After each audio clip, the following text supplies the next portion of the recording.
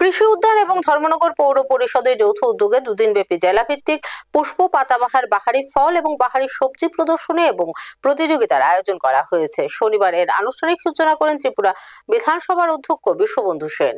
ধর্মনগর বিবেকানন্দ সার্ধ শতবার্ষিকী ভবন প্রাঙ্গণে প্রতি বছরের মতো এবারও উদ্যান উপ অধিকর্তা এবং ধর্মনগর পৌর পরিষদের যৌথ উদ্যোগে দুদিনব্যাপী জেলাভিত্তিক পুষ্প পাতাবাহার বাহারি ফল এবং বাহারি সবজি প্রদর্শনী ও প্রতিযোগিতার আয়োজন করা হয়েছে। এই দিন প্রদীপ প্রজ্বলনের মাধ্যমে অনুষ্ঠানের আনুষ্ঠানিক উদ্বোধন করা হয়। অনুষ্ঠানে ত্রিপুরা বিধানসভার অধ্যক্ষ বিশ্ববন্ধু সেন ছাড়াও ধর্মনগর মহকুমা শাসক সজল দেবনাথ, ধর্মনগর পৌর পরিষদের চেয়ারপারসন মিতালি দাস সেন, উদ্যান বিভাগের ডিডিএইচ মনোজিৎ মজুমদার, জেলা পরিষদের সভাপতি অপূর্ণা দেবনাথ এবং পৌর পরিষদের অন্যান্য কাউন্সিলররা উপস্থিত ছিলেন।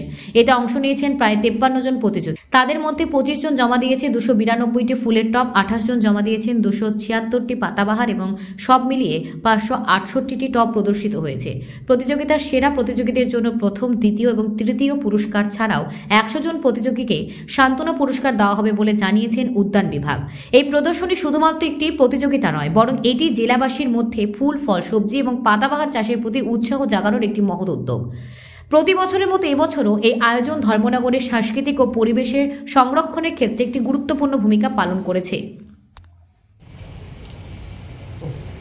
প্রতি বছর ফুলের এখানে সমারোহ ঘটে, কিন্তু ফুলের দোকান কিন্তু এখনো খোলেনি ধর্মনগরে। একটু আগে আমার বললো সমাধিপতি, আগরতলা কিন্তু অনেকগুলো ফুলের দোকান। ত্রুটিটা কোথায় আমি এখনো বের করতে পারলাম না। এই যে সাপোর্টিং ফ্রম দ্য গভর্নমেন্ট, যে কোনো ডিপার্টমেন্টের ক্ষেত্রেও উদ্যোগ আয়োজন খুব সুন্দর, কিন্তু আমি আমাদের 18 সালের পর থেকে কোভিডের 2 বছর গেল, একটা ফুলের দোকান কিন্তু এখন ধর্মনগর খোলা হয়নি যেখানে গেলে চাহিদা মতন ফুল পাওয়া যাবে। চাহিদা মতন না পাওয়া গেলে 60-70% ফুল পাওয়া যায়। তার কোনো উদ্যোগ কতটুকু নিয়েছে প্রশাসন থেকে, ডিপার্টমেন্ট থেকে, আমি বলতে পারবো না।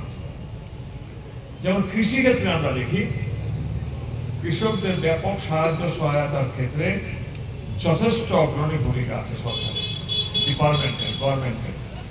সেটা জমির ক্ষেত্রে জমির যে ইয়েটা তৈরি করা, মানে কোন সিজনে কোন জমিতে কোন মাটিতে কোন ফসল ফলবে, কোনটা ফলবে সেটাকে দেখা, বৈজ্ঞানিক পরীক্ষা নিরীক্ষার মাধ্যমে কোন জমিতে ফুল ফুটবে, কোন জমিতে ধান হবে, পাওয়ার ট্রেলার, ট্র্যাক্টর, সার, বীজ। যদিও ত্রুটি থেকে যায় কোথাও কোথাও, কিন্তু ত্রুটির পরিমাণ পূর্বতন সরকারের চেয়ে অনেক অনেক কম। হচ্ছে আমাদের দ্বিতীয় পুষ্প প্রদর্শনী। প্রথমটা হয়েছিল গত বছর বোধহয় সরস্বতী পুজোর দিনে, আর এবার আমরা এটা করছি এবং আমি আশা করছি ভবিষ্যতেও আমাদের এটা এই 23 থেকে 26শে জানুয়ারির মাঝামাঝি 4 দিনের মাঝখানেই চলবে। তার এখানে আমরা ওয়েলকাম জানাচ্ছি আমাদের যারা গেস্টরা এসছেন, আমাদের যারা ভিআইপিরা এসছেন, আমাদের কাউন্সিলর, মাননীয় কাউন্সিলররা আছেন, সবাইকে আমরা স্বাগত জানাচ্ছি।